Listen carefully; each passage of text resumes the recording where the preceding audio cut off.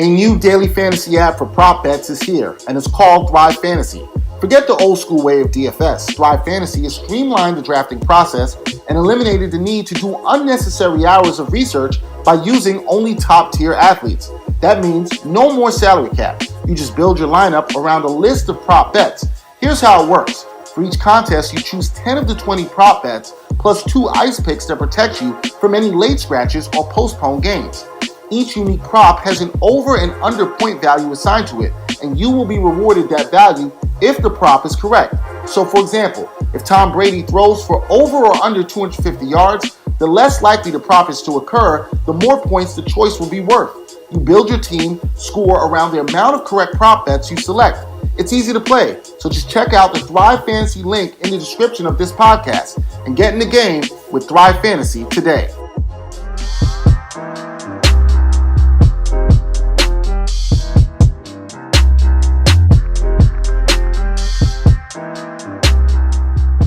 From the Gotham Podcast Studio, it's episode 79 of the Ain't Hard to Tell podcast. Dexter, Henry, Bryan, Fonseca.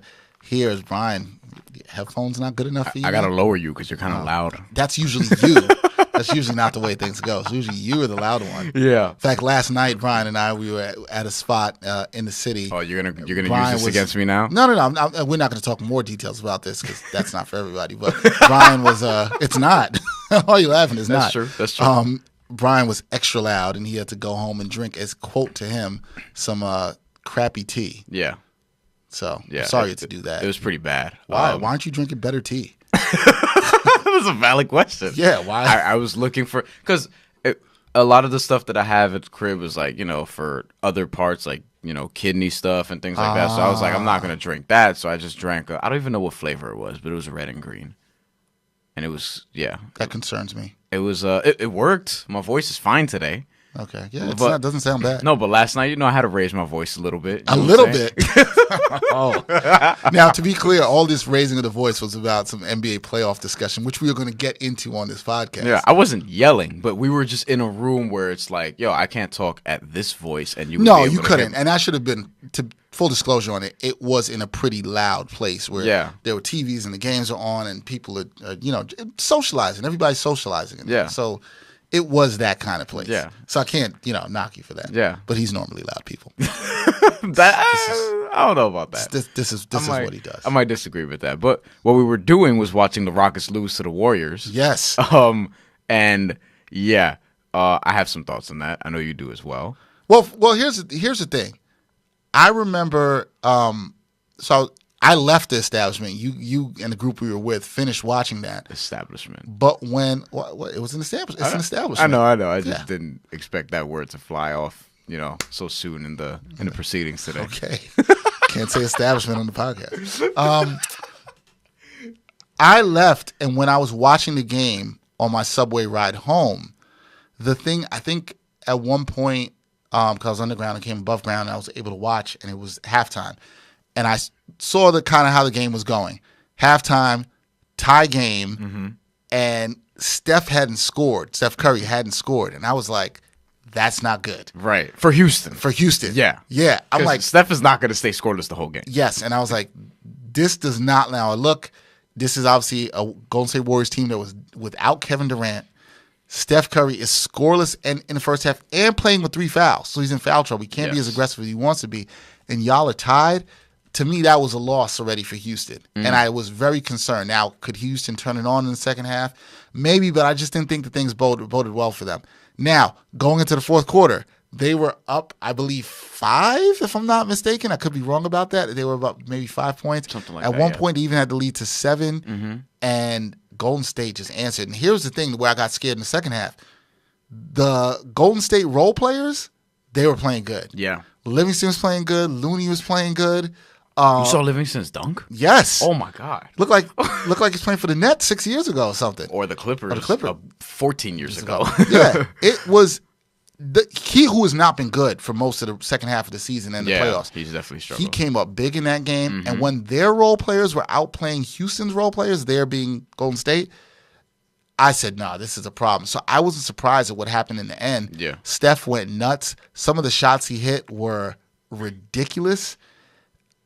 If you're Houston, this is bad. This is worse than the Game 7 loss the year before in my eyes. You had no injuries. You had no injuries on your side. Their best player is gone. I know this is a stacked Golden State team, but you had to, and their guards were injured. But still, it's like you got to get the job done on your home court. Right. You got to get the job right. That's what I was gonna get at. Is like you have Durant out, you have DeMarcus Cousins out, you have this golden opportunity to really, at least push this to 7 games on your home floor, and at worst, the playing field is even with DeMarcus Cousins out, with Kevin Durant out. But you could argue that Houston may have a little more talent. I probably wouldn't, but that's neither here or there. But you got to win that game. You have to. Like, that's the thing. You have to. Like, anybody would say that. Anybody would say, like, James Harden will tell you that they should have won that game. You know what I mean? But where was James Harden? Your boy. Your boy. This was part of the reason Bryan was yelling about a discussion about James Harden. Look, full disclosure, again, I'm going to repeat what I said last night, and I'm going to repeat this probably a couple more times throughout this because you're going to lose sight of this as we're having this discussion. No, we don't need to hear this again. James Harden's a great player. He's the 6th best player in the NBA, all right? He's the 6th best player in the NBA. Okay. Do I need to get into the top 5? No, I don't need to. Okay, fine. No. But yesterday, one shot in the final 8 minutes. Not a good job. After a slow start where he was 6 of 17 or 6 of 18, I forget. And then he had that stretch where he was 5 for 7, so he was pretty good, like in the third quarter. And then in the fourth, and this is a recurring thing with him in the playoffs, where a lot of guys drop off, as we were just talking about. A lot of guys drop off from the regular season to the playoffs, and schemes are different. You're playing the same teams over and over. You're playing harder defenses. You're playing better teams and things of that nature. But with him, it's kind of severe, especially in terms of his efficiency. Now, it's hard to say that he didn't hold up his end of the bargain last night, considering that he had 35 points, like a typical James Harden performance, but one shot in the final 8 minutes. Yeah, but here's where it looks bad. You bring up the one shot in the final 8 minutes, and in those final 5 minutes, I think Steph Curry went nuts. Yeah. I forgot what his numbers are. Oh, yeah. But they were pretty impressive. On James Harden's home floor. Court. A couple shots on Harden. Yeah. 23 points in the fourth quarter. It doesn't look good. Chris Paul was coming up big late. Chris Paul was great in that game. Yes. Fantastic. Yeah. Which I wasn't surprised. It was who didn't have a really good series.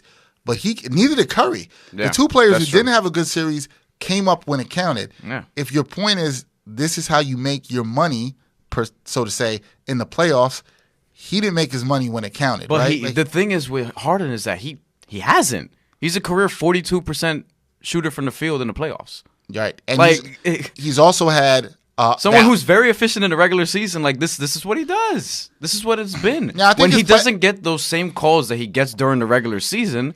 Well, nobody does. Right. Yeah. But with him in particular, because, again, a lot of his game is predicated on getting those calls and getting to the line more often than anybody else. When that doesn't happen at the same success rate in the playoffs, things aren't as good for the Houston Rockets. Because if it was, they probably win that series. I mean, I can't disagree with that point. The proof is there that it hasn't been good for them for the style that they play. Yeah. Specifically, if you talk about James Harden's style and sort of being able, which I think he's a master at. I think he's an absolute master at being able to create the contact and get the fouls and all that. And exploiting the rules that are all geared toward the offense. However, I think there's two things. You're not going to get those calls from the refs in the playoffs. And secondly, you also are playing consistently better defenses where there are no back-to-backs and teams are able to scout for you and just your team. Coach doesn't have to worry about this game and the next game. Yep. It's just your team for 7 games maximum. They're going to scout you. They're going to see all your weaknesses. Everything is going to be exposed. Yeah. Look, and on top of that, guys. That's why guys like Kevin Durant, who still do it in the playoffs, are on another level. LeBron James, but here's the thing: etc. Weaknesses can be exposed. People have targeted Steph Curry in the playoffs, defensively, and he did not have a good series. But my point is, you make your money when it counts by what you do in the clutch moments. Steph Curry showed up in Game 6 on the road, okay, and showed up on the road.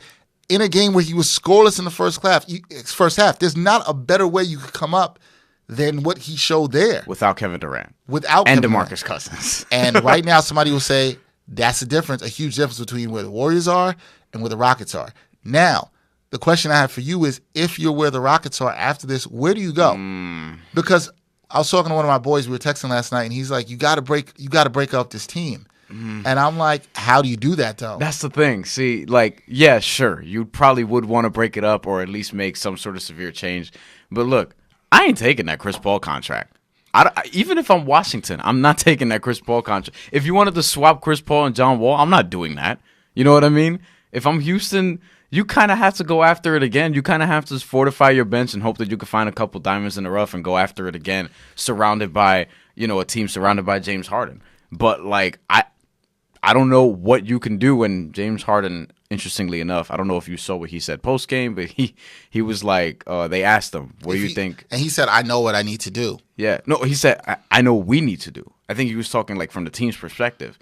And then he, obviously didn't say what. Yeah, well, then they asked him what he needs to do, and he said, I'm going to keep that to myself. Yeah, it was very cryptic. So I'm like, somebody's getting out of there. I don't know if it's Clint Capella or something like that, but hey, maybe they're going after somebody that we don't know about. But Clint Capella's a good player. He can't play against the Warriors. That's the problem. I don't think first of all, he did not have a good playoff series against the Warriors because because the Warriors did the smart thing and they went to the death lineup to start, and he can't play against that lineup. He cannot play. They need a better big down there, is what I probably think. The big problem with that is Clint Capella's pretty good, and he's going to be pretty good against most other lineups. But for the most part, he's a defensive stopper and a rim runner, which is fine. That's good against most other lineups. Yeah. Except for Golden State, you can take you off the floor with that. But like if you switch it, right? Let's say DeMarcus Cousins was on the Rockets and he was healthy. Well, also here's another thing. If DeMarcus Cousins was playing in the series, then Clint Capella would have been able to play more in the series. Well, I don't know if that would have been a good thing for the Rockets because DeMarcus Cousins would have been out there. You see what I'm saying? Yeah, and he can stretch the floor, but it allows Clint Capella at least to stay on the floor and I feel like have more of an impact than he could have when they played the death lineup. The death lineup pretty much, killed him. It kills Clint Capella. Right. He can't play out there. He literally can't play out there. I'm going to pull up their salaries because, first of all, they have over $100 million tied up into their starting five alone. Yep. I told you, like, as much as I like Chris Paul, I'm like, I would never sign him to that contract just because I would never sign anyone except for probably LeBron James that age to any contract like that. There's 4 years and, I don't know, 160-ish million or something like that. You got 3 years left on that deal. And he's 35. And I look, like, I'm not doing Chris that. Chris Paul is one of my favorite players of all time. I love him. I think he's gutsy. I think his playoff criticisms, I think this is where people need to shut up on that. He showed up last night. Don't give me anything about Chris Paul didn't show up. He showed up all through last year's playoff series before he got hurt. He was huge. That's what I was going to say, but just for some reason we have this thing where, like, look at the way even LeBron James is perceived now. Like, guys get hurt, and then it's like, oh, they're like susceptible to more criticism because of that, and I don't like that.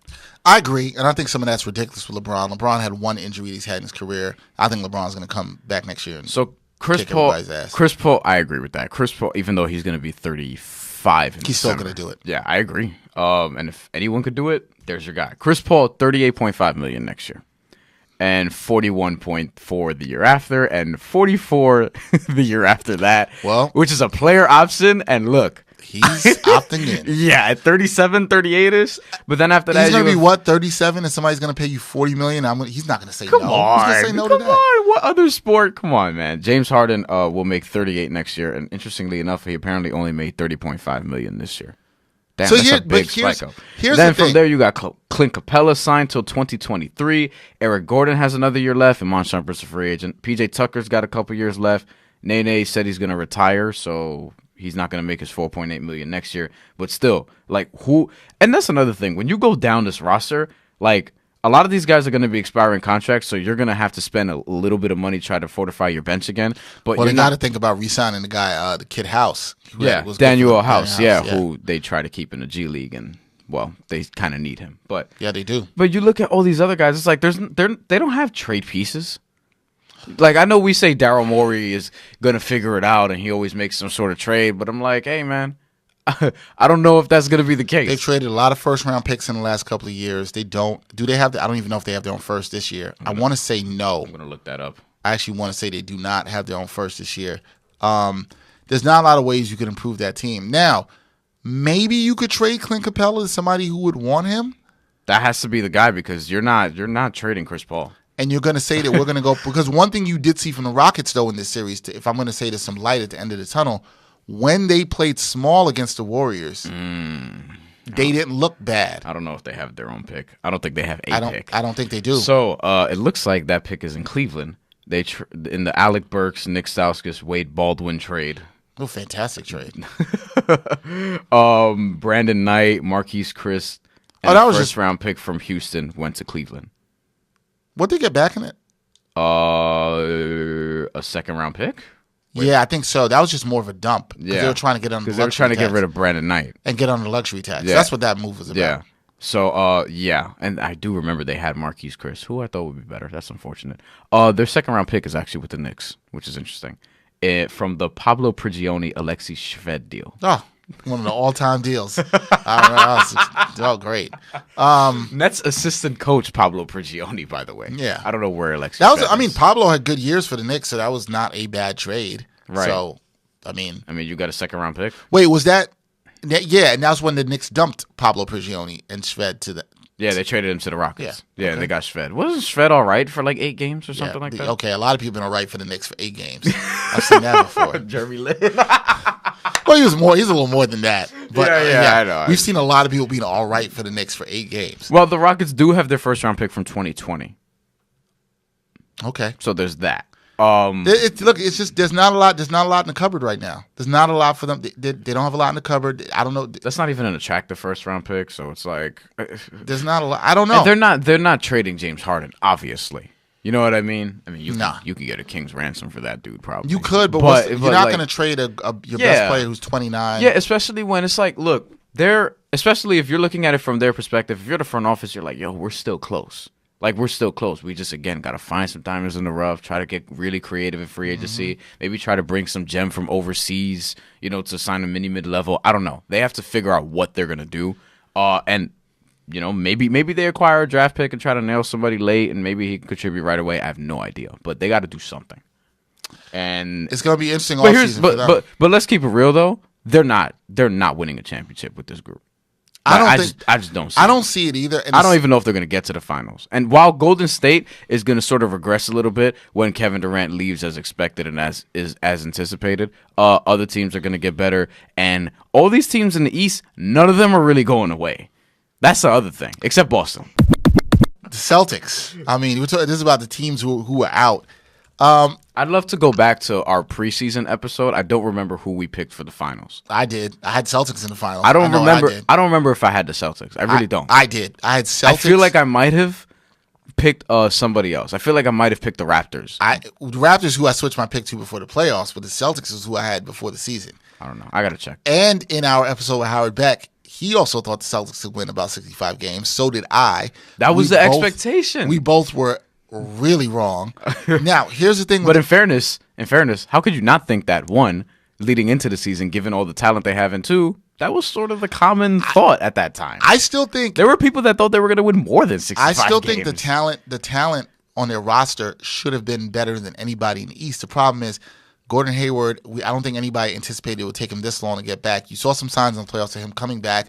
I think he'll be fine next year. I also think Jason Tatum got a little too much credit for last year. I don't think that's the thing. I think some of that went to his head, and then he started doing dumb stuff like taking long twos, which is a whole nother thing. Listen. We got to get to Gerard Hector's contribution. We'll have to. But he may or may not have touched on Jason Tatum working out with Kobe this summer. I don't know because I haven't heard it, and we're gonna react to this in real time. But I don't know if he did or what he said. But the Celtics got knocked out. This is just a recap for everybody: 4-1 to the Milwaukee Bucks.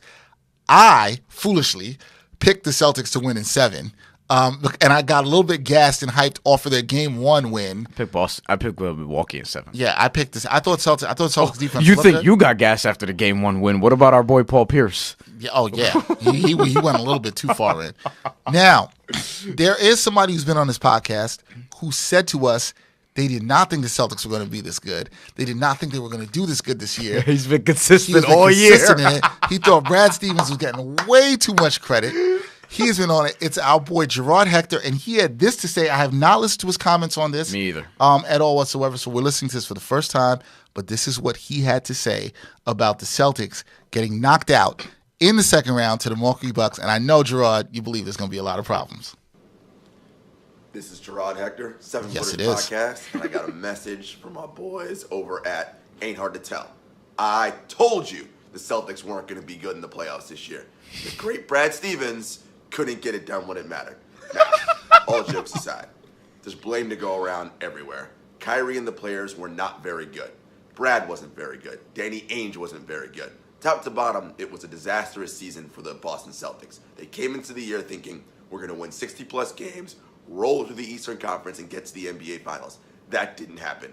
And a big reason why was team chemistry was off, offensive execution down the stretch was off, and their defense, plain and simple, throughout this playoffs was not very good.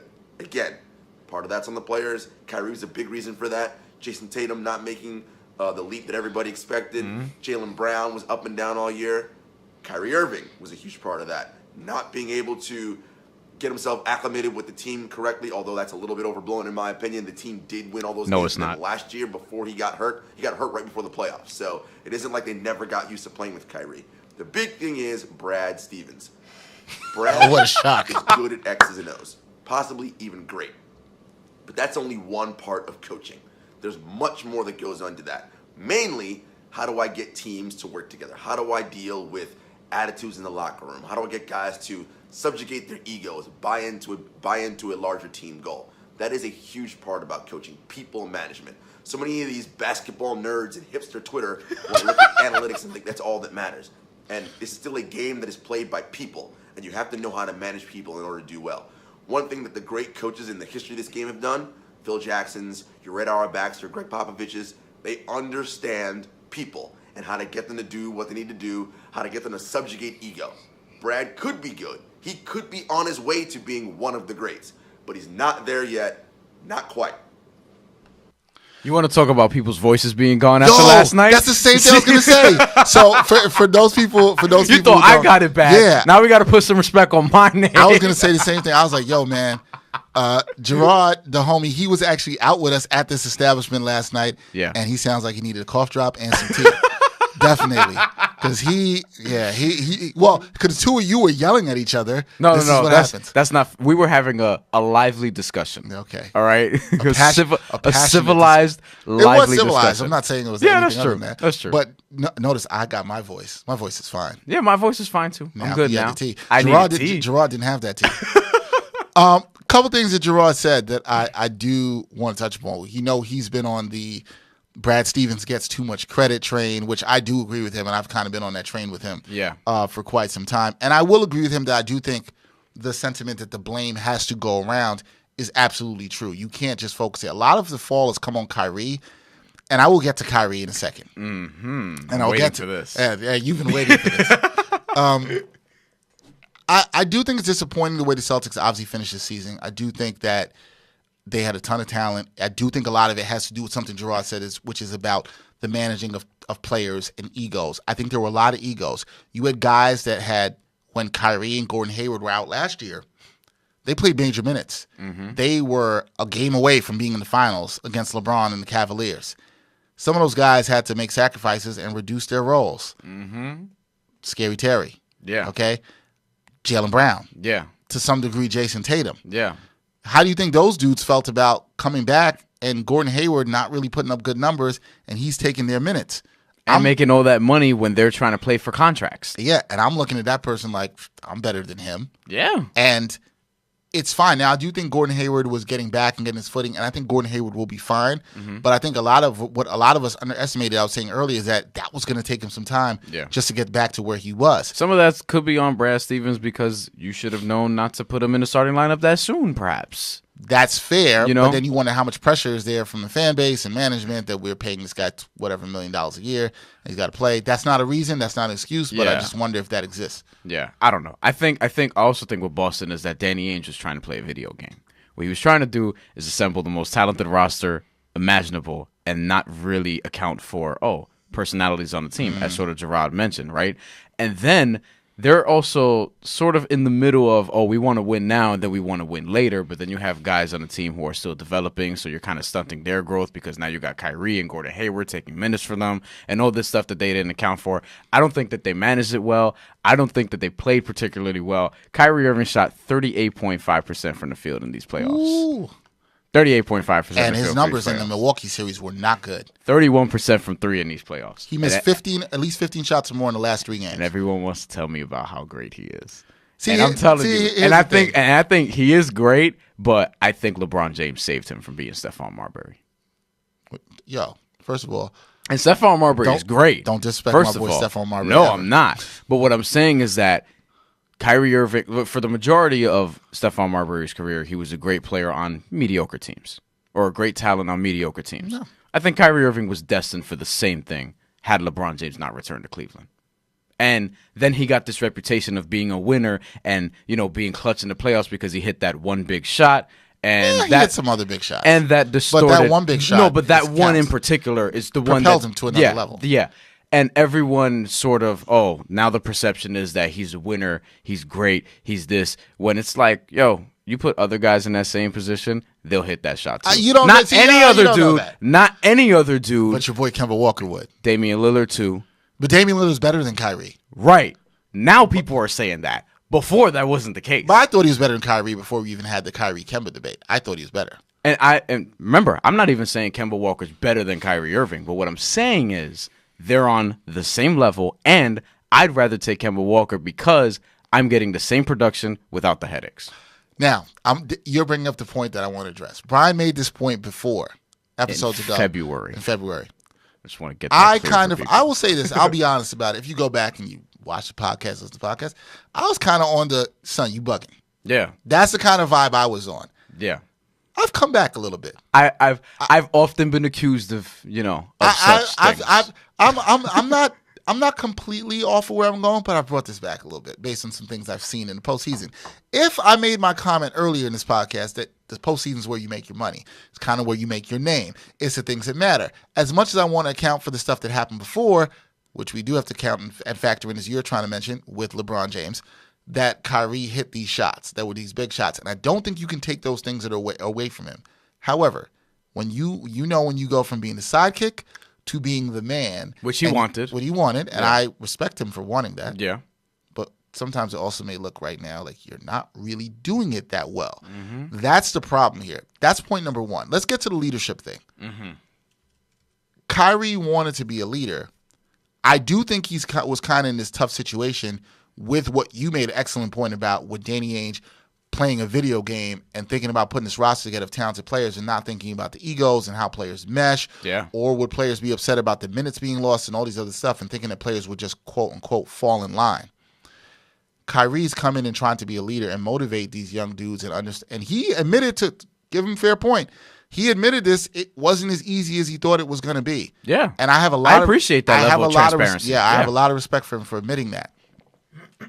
However, people looking at you with what you're getting paid and what you possibly could get paid this offseason to be like, are you the kind of guy that can lead the team? Especially as an expiring contract. Can you get the job done? Based on what we saw this season and in this playoffs, Kyrie has not shown me that he can effectively lead.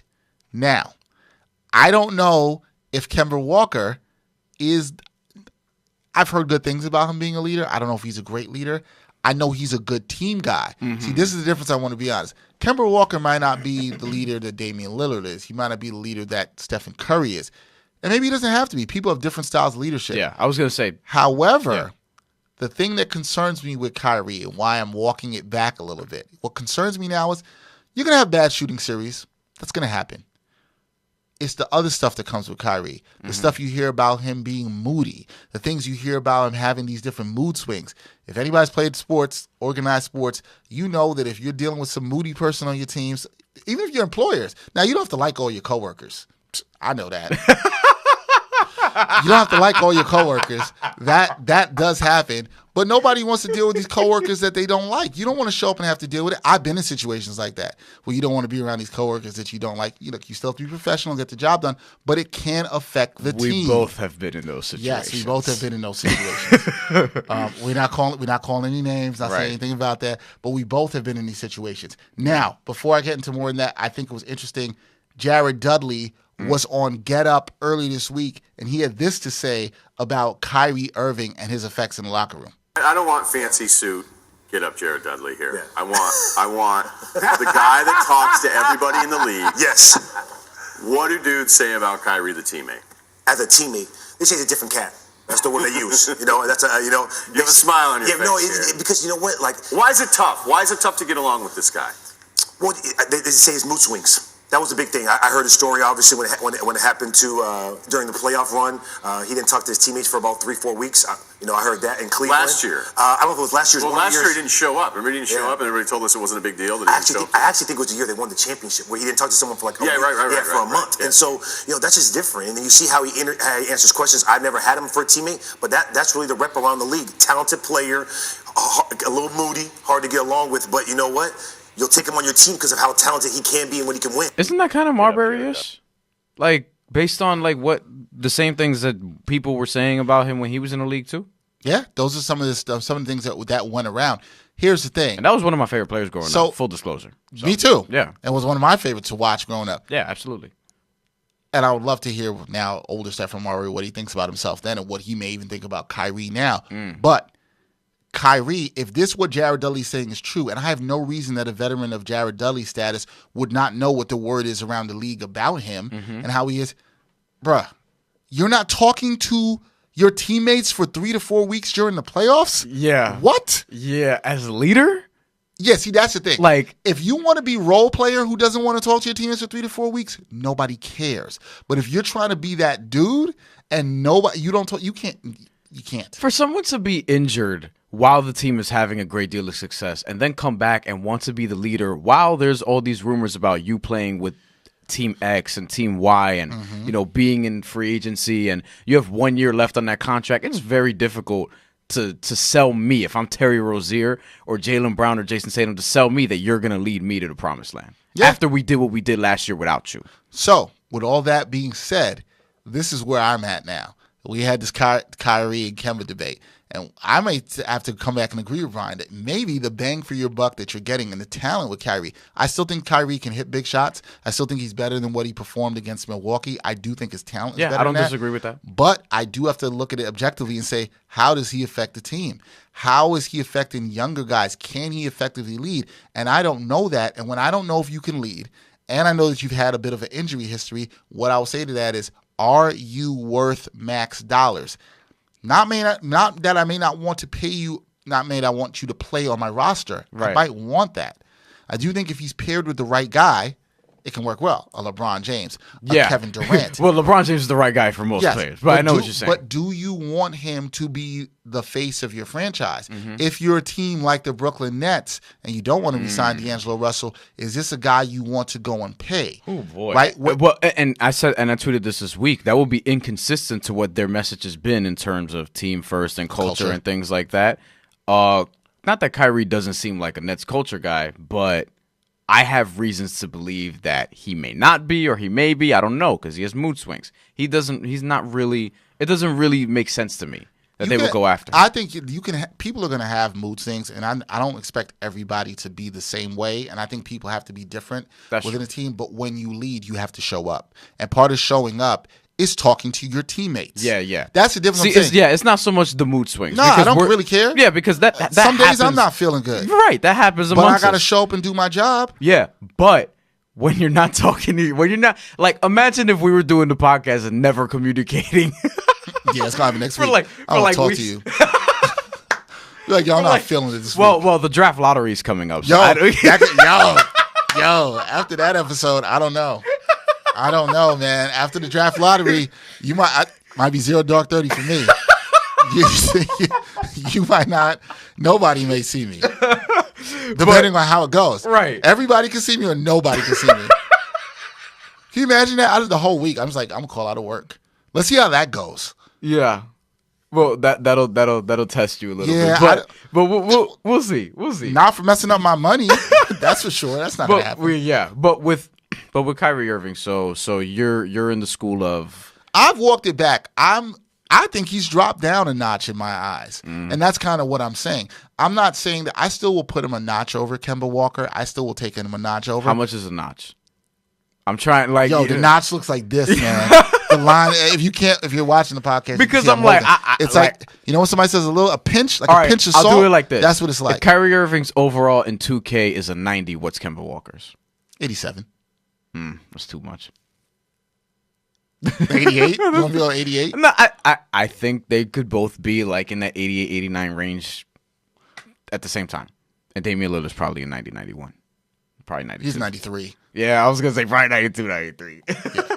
Well, full disclosure, we are recording this, we should say this. We are recording this right before Game 7. Yes. But it doesn't matter. That's not going to change my opinion. Yeah, but it doesn't matter because Golden State's going to go to the finals anyway. I'm just saying that for people who want, Nuggets and Blazers and maybe something crazy happened that we missed it doesn't matter because Golden State's going to the finals and I got the Raptors going to the finals and they're already in the conference finals.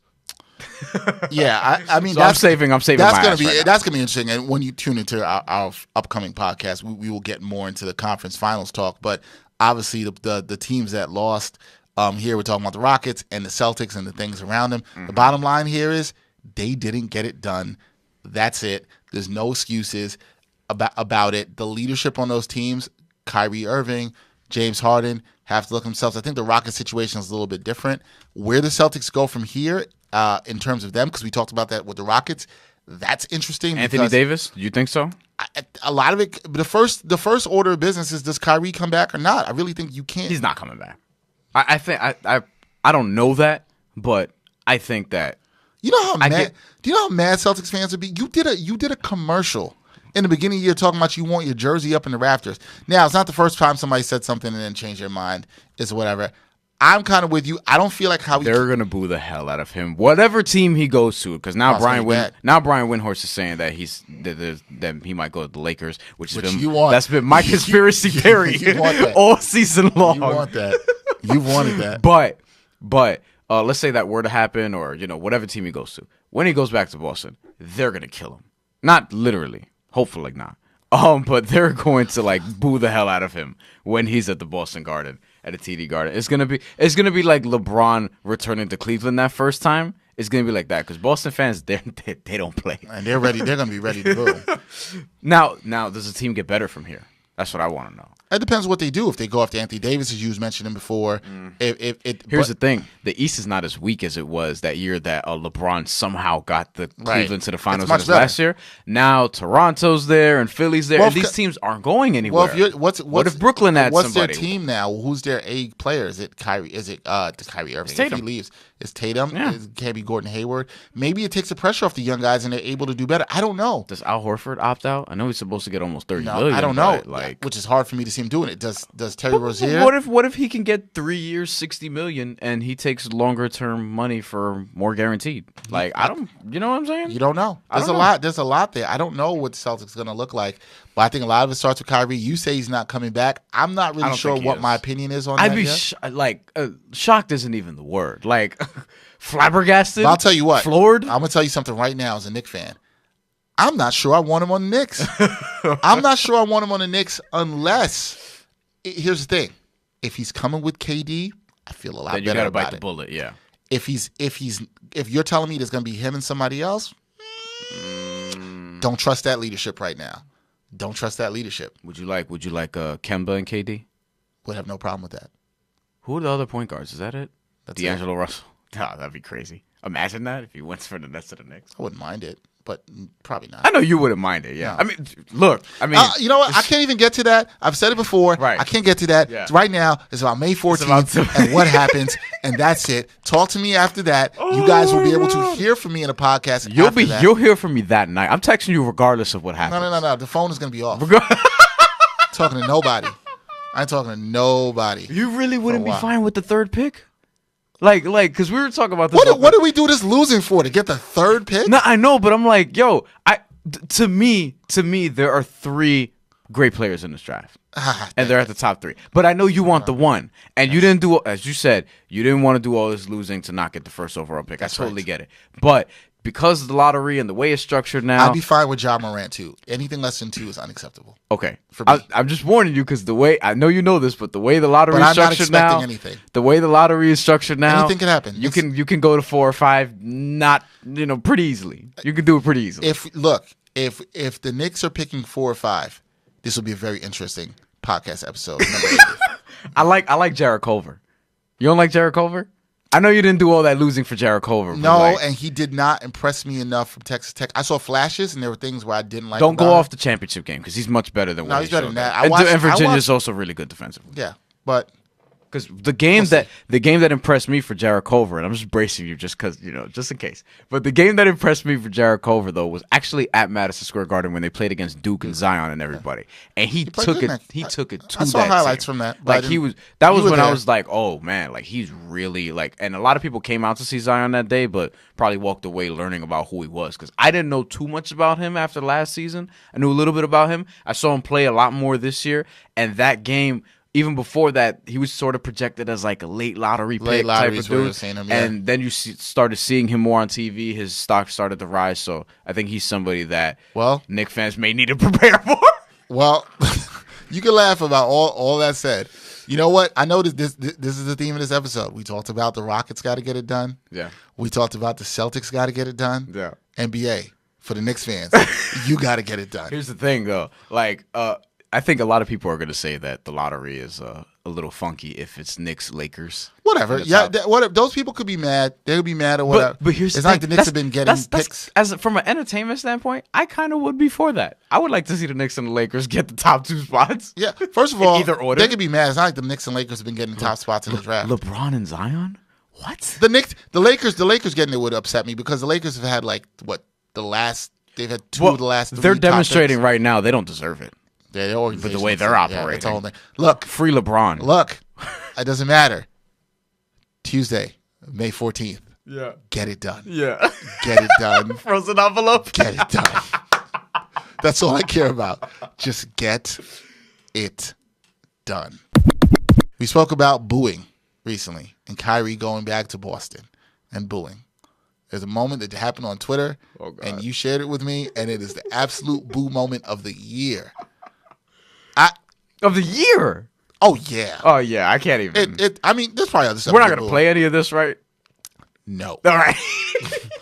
We are not going to play any of this. However, Bryan decides to send me a movie. That's often how these things start. I just sends me this movie, and shout out to don't know who this person their Twitter handle. I do like their name. Irrelevant Legend Juckshot_3. Shout out to you for tweeting this out. And exactly the title of what he tweets before he puts the trailer of this movie. I don't even know why I'm laughing. He says, "Black women won't like this movie." I will take that a step further. Black people won't like this movie. All right? Because I watched this movie and it is... Well, the trailer. You watched the trailer. Oh, yeah. Oh, I'm sorry. I won't ever watch this movie. First of all, when I watch some of this movie and it's an indie film and I'm just not me taking, a dump. We're on all about supporting independent. I watch a lot of indie good films. Independent films, Absolutely. media. Yeah. Absolutely. If you listen to this podcast, we're all about that. So it's a movie called Loquesha. All right? Or Loquesha. Loquesha. Yeah. All right? And the movie is, from at least what I took from the trailer, what I gathered about the movie, is a movie, and I'm trying to find the actual description. It's funny. If you Google this right now, the first thing you will see is bad viral trailer. Like, yes, it's awful. It's really awful. I actually just looked at the movie poster. Also, really awful. This is the description of the movie. A white guy pretends to be a black female talk radio host and becomes a huge hit. Could you imagine pitching that? Could you imagine pitching that and thinking that would be good? It played at a festival in somewhere, I think, in California. And it was an official selection. Yeah. What festival was that again? I would love to know, but my computer is not cooperating right now because of the service. I'm gonna find that while you Again, I just want to read this again. This is the movie. A white guy pretends to be a black female talk radio host and becomes a huge hit. And the artwork is it's a white dude in between, like, could you sort of articulate a splitting this head better? of like a black woman who looks to be shocked that a white dude was impersonating her. Successfully in the movie, I might add. If you watch the trailer for this movie, if you choose to do this, okay, it is full of extreme stereotypes. Got it. Go ahead. Loquesha movie. Official selection at the San Luis Obispo International Film Festival. What I learned from this is that anything can be selected at that festival. I mean, why don't I just take my iPhone and go out and shoot pigeons fighting on the streets of New York and make that a movie? It's just as ridiculous. Why not? What are you gonna call that one? Pigeon fight. You'll get in. You're good. Yeah, I'll get an official selection. First of all, the desire to make this movie, I understand people got to eat, but the people who decided to act in this movie, especially, I'm shaking my head at some of the black people that decided. I was going to say, like, how do you, as a black man? I'm shaking my head at them. Right. I understand they got to eat, though. Like, I get all that, but you could eat different ways. You can. I mean. The negative stereotypes that is around by this white dude trying to be what he thinks would be a black woman in this as a radio host is so stereotypically offensive, it's not even funny. And I think what this does in this movie is just like in any ethnicity or racial background, there are complexities to people. Yep. Everybody is not the same. Yep. All black women do not speak that way, do not act that way. There's these stereotypicals, the head snapping, the the director's blah, blah, blah. The director's going to say something about, we're just trying to raise awareness to, such and such, and, what we think. I was wondering who the director was. And it's the guy the director is actually the guy who is the white guy in the movie that acts like the black woman. He actually is the director. He's the star. Jeremy Seville. Yeah. Oh, boy. Hey, Jeremy Seville, you suck. You like seriously. Seriously. Oh my God. When did you think this was going to be good? Why did you nobody asked after for he this? got into the film festival? So they enabled this. Why did who thought this was going to be a good idea? Listen, as we've said on this podcast in a number of different ways, stupid people get validated all the time. Or stupid things get validated all the time. Because I don't know if Jeremy Civil's actually stupid. I don't know. No, but I know this sucks. I don't know if he's stupid, but I know this sucks. Yeah. And I know nobody asked for this. Who wants this? I mean, hey, there are SoundCloud rappers that get famous every day, B. To be fair, though, this is getting killed on Twitter. As it should. I mean, he's basically operating in blackface on the mic without being seen, right? Like that, or what he appears to do. Like, this is it. Like, this is literally it. Maybe there's some deeper meaning to this movie that I was not catch through the trailer. I guarantee you he's going to say that there's some deeper meaning into the movie. But that doesn't mean you do it. That doesn't mean you go ahead and, I mean, first of all, even the name of the film is Loquesha, right? And then you look at the poster and it's a white dude. Okay, so apparently, I'm reading an article on this right now from the Philly Voice, and it's in what will likely trigger some serious deja vu for Philly sports radio listeners of a certain vintage. A new comedy film ticketed to be released this July is based on a white man who calls a sports radio station and pretends to be black. This concept is eerily similar to a 2016 controversy in which the 97.5 The Fanatic producer fabricated a fake black character named Dwayne from Sweetersboro to regularly call into Mike Miscellany's radio show. What? There was a producer who did this on a radio show? Was like, I'm going to impersonate and be a black caller? And a big radio show. The Fanatic is huge in Philadelphia.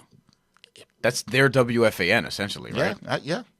or 98.7. These are, I'm just going to, I did not check out what people are saying about this on Twitter, but now I'm starting to see this. Oh, they're killing it. Loquesha movie, borderline 2019 minstrel show, just missing the big painted lips and white gloves. Yes. Yeah.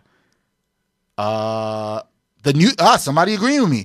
I didn't even see this. The new Loquesha movie is blackface in movie form. Yeah. Yep. Then there's another one that says Loquesha exists in the subcategory of crappy films, of clearly wrong acts being treated as quirky romps, as there is hardly any realism in the execution. Shout out to who's the writer on this? Adam Herman. Yeah. For the Philly Voice. Shout out to him. Last line of his article. This film is expected to premiere July 12th, 2019. Why theaters will actually show it is totally unclear. I thought he was just gonna say don't watch it. I mean, I don't know why anybody's gonna go see it. Now let's go there. Who's gonna watch this film, and why are people gonna watch this film? You sound like you want to watch it because you sound like you get a good laugh out of it. No, but I do want to stand outside theaters and see who comes out from watching the film. I don't. I don't. Like, who is actually like? I'll go to Regal Cinema on 14th Street right there, or I'll go to Kaufman in Astoria and just stand outside and be like, all right, who's gonna come out of this theater after watching Loquesha? You're not gonna do it. No, I don't. I don't have time. Seriously, seriously. But I do want to know, like, seriously. I'm not even saying this. Why Like, don't you do a story on that? that's not gonna happen. I don't have a weather time to do that, so that's not. Gonna That's happen. also true. That's not also gonna happen. True. Unless maybe people get uncomfortably hot in there from watching such nonsense. I don't know. Like, no. First, look. I don't even say this about a lot of things. That's probably one of the worst trailers I've ever watched. You watch my face in real time watching the trailer. Yeah, it's so bad that it's kind of funny. Like, it's so bad, it's just bad. Yeah, but it's so bad that it's kind of funny. Like, people actually took, because look, these films take a long time to. I mean, you plan. You know, we know how it goes with content. You take months of planning. You have to get all these people together. You have to set up the scene and do all these things, and then it's like, this probably took 2-3 years to film. and waste of time. And I mean, they got to do a film festival. Like, that's the thing that's crazy about it is now I want to know the people at that film festival. Who are the people that saw it and was like, you know what? Yeah, we'll take this on. The tagline for this movie is sometimes you need to be somebody else to find out who you really are. Ooh, I don't. First of all, no, you don't. Because, like, in social media, people are losing themselves every day because they don't know who they are. So, in fact, this movie is, like, the opposite of what we need as a society right now. The exact opposite. I have so many questions, but I kind of don't want the answers. It's like, the dude was the director and the writer on this. Oh, yeah, he put in work. He put in work to make this thing go. Oh, my God. Oh, man. I think this is a complete complete opposite of everything. You want to talk about an example of not getting it done? This is an example of not getting it done. I think this is also in part a reflection of our culture now in terms of like not our culture, but our like just where we are now. And I think that he's maybe trying to capitalize on just going viral and getting attention and getting hot. And maybe he thinks that people will go see this just because it's so outrageous. And, people can't look away from car accidents, as I often say. So...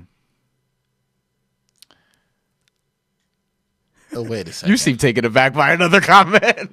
No, I was just trying to make sure it wasn't. No, it's. This is one of these things.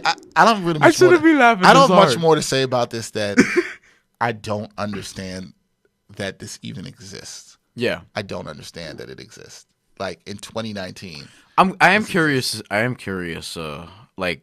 Maybe between now and July, if people care enough, they'll probably dig up some things from Jeremy's past, and that's what I'm interested in. I'm not here for that digging culture. Like I'm not here for that. Not digging culture, but I do want to know certain things about maybe his thoughts on certain subjects. I feel like he didn't think about this at all. Like that's just me. I don't feel like he thought about anything. You feel like it's clear? Yeah, I feel like it's clear there was no thought in this. If there was thought in it, you know what this tells me? No, just his views in general. You know what? No. I don't even care about his views. You know what? When I see things like this that are created, you know what this tells me? You have no black friends. You have no black friend that could tell you. I mean, hey, man, this might not be a good idea. I mean, either this that might or be really offensive. Either that or his black friends are, No.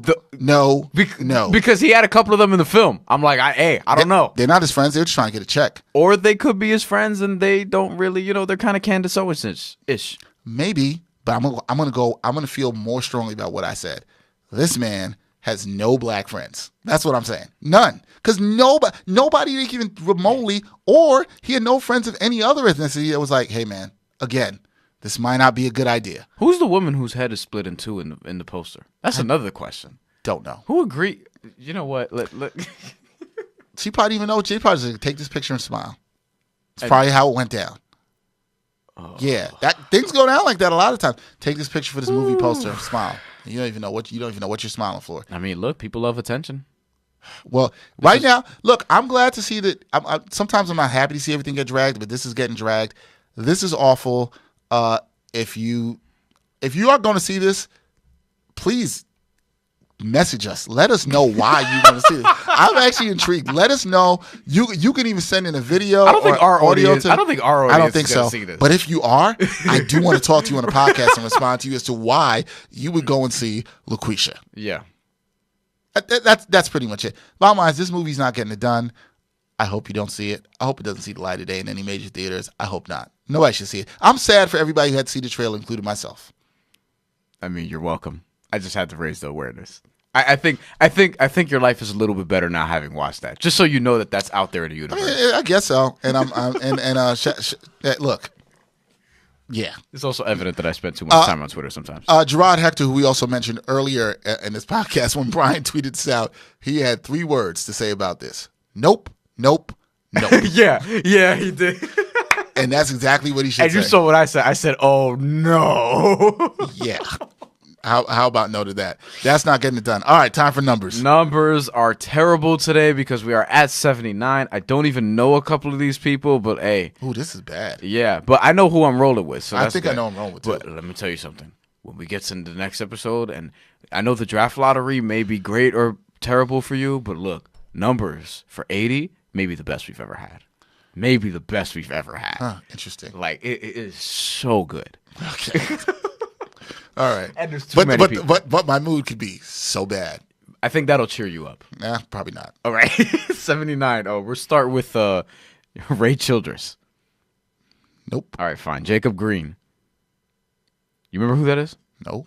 He was a right tackle for the Jets, I believe, in like the 70s, 80s. Nope. Or is that Marvin Powell? That's probably Marvin Powell. I don't remember which one. Ruben Brown, Red Bryant, and Jose Abreu. That's who I'm going with. Jose Abreu. I actually really liked him when he played with the Phillies, even though I have really no love for the Phillies. No, not Bobby Abreu. Oh, not Jose Bobby Abreu. Oh, Jose Abreu. From the White Sox. White Sox. Oh, I was going back to Bobby Abreu. No, Jose Abreu, White Sox. White He's the current player now. First baseman. Sorry. Yes. I totally messed up on that. I was thinking about the past, and I was thinking Although about I would be all here for Bobby Abreu. But I also as well. do like Jose Abreu. 2-time All-Star. Yep. And he leads the majors, or at least the American League, in RBIs right now.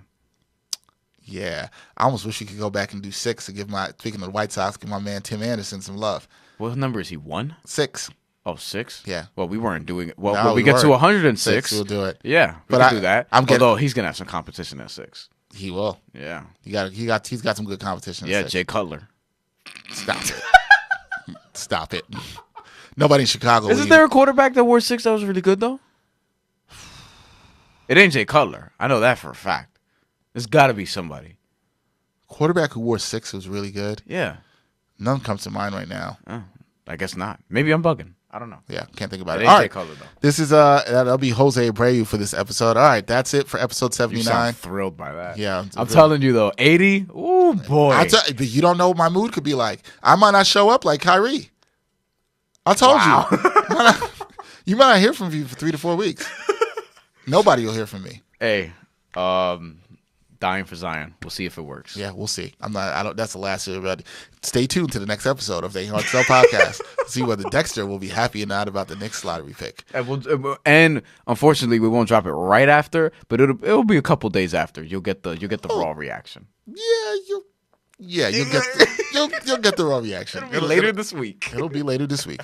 All right, so that's it for episode 79 of the AHTT Podcast. Be sure to subscribe to us. Also support us on Patreon. Be sure to leave comments. Leave us a nice rating. That always helps too. You leave comments or questions if you want the rating. That also helps as well. Be sure to support our other content that we have coming out. Season 3 of the Sports Walk coming very, very soon. I'll have more details on that in the coming And more weeks. announcements coming as well. And more announcements coming in the coming weeks. And we have shirts. We have tank tops for the summer, guys. You should go get those. We have shirts. We have different designs. We're gonna have new designs coming up soon. That was one of the announcements. I just, So you just announced it. I just let that out there. The announcement. But I didn't say what that. We didn't post them. We didn't show what they were. That's true. Yeah, that is true. So there's that. But just know we have a lot of stuff coming. A lot of stuff coming. All right, that's it for episode 79. For Bryan Fonseca, I'm Dexter. Until next time, y'all. Peace.